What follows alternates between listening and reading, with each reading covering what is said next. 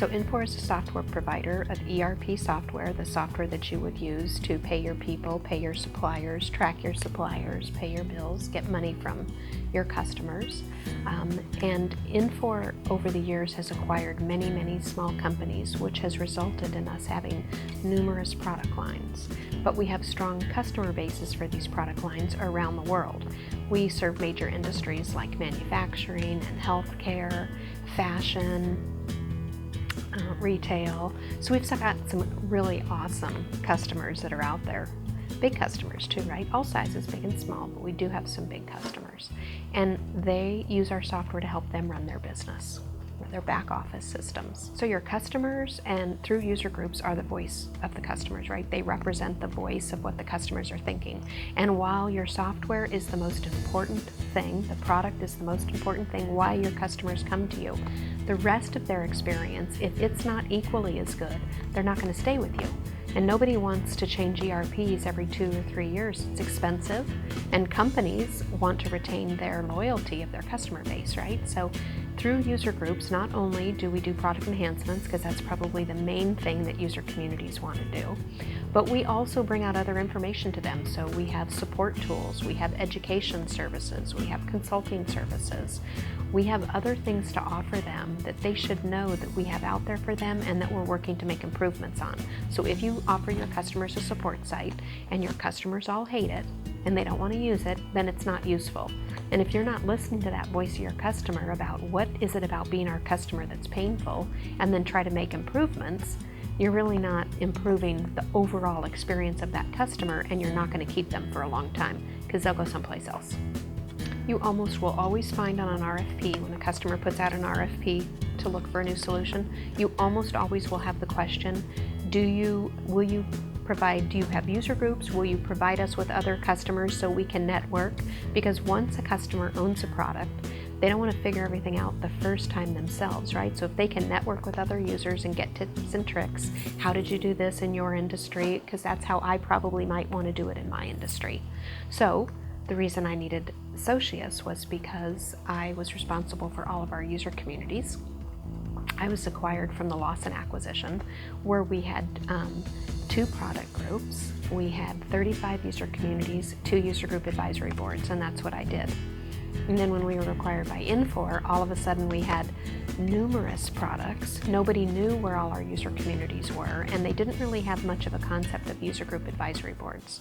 So we now, through Socious, can help to identify and manage and know about our 1 global customer experience board, our 14 or so industry council boards, which are senior level, C-level people, our 7 or 8 user group advisory boards, and then we have 29 product groups represented on Infor Community. We call it inforcommunities.com.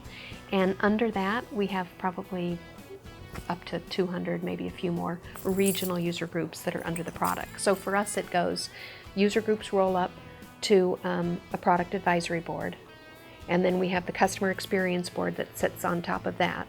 And then separate from that, we have our industry councils, which are just focused on the strategic direction of the product for a particular industry 3 to 5 years down the road. Prior to that, we had something that was homegrown, kind of like a customer portal, but it really didn't help me with user groups. It could put a static calendar out there, which was an Excel spreadsheet. It's not dynamic. I couldn't really promote things. I couldn't help customers do event management, which is a big thing for them. So Socious made all of those, checked all those boxes for me, plus the customers could share documents. That's another thing I couldn't do before. And event management and document sharing are the 2 big features for us. Right now we're starting to learn how to utilize the survey features, because we have a big need for surveys. And I'd rather do everything in our site than keep going out to SurveyMonkey. So we are using your enhancement feature a bit differently. We have 5 of our product lines that are using it. It is a more collaborative way to do enhancement requests, which right now most user groups, doesn't really matter where they are, what product line, they have some fancy system which boils down to a spreadsheet. So have an automated, unless they buy an ER system, Most companies don't do it that collaboratively. But if you can enter all your enhancement requests in one system, and if customers can vote and like on those and add more content to them, so you really have a useful, meaty enhancement request that product management can then see it, ask additional questions, and then see by the number of customers who have liked it, oh, 2 customers want this, and 25 customers or 55 customers want this. It helps them to prioritize what goes in the roadmap.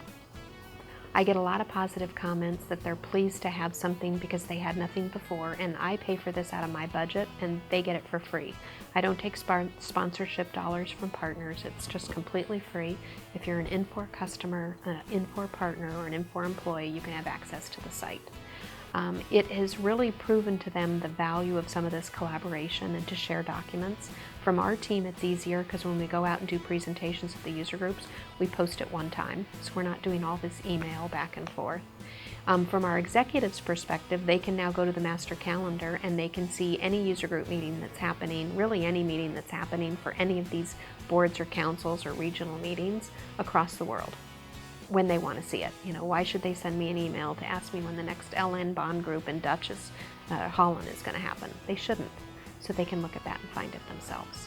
So it gives good visibility to everybody. It also promotes all the different products we have, because I don't know that any one person would think that we have 29 different product groups with active user groups underneath them. I think the communities for us has been a very good way to know what our user groups were and to be able to help manage them. They're independent, but you still need to know about them if you're going to support them, and it just provides us another service that we can offer them to help them manage their community.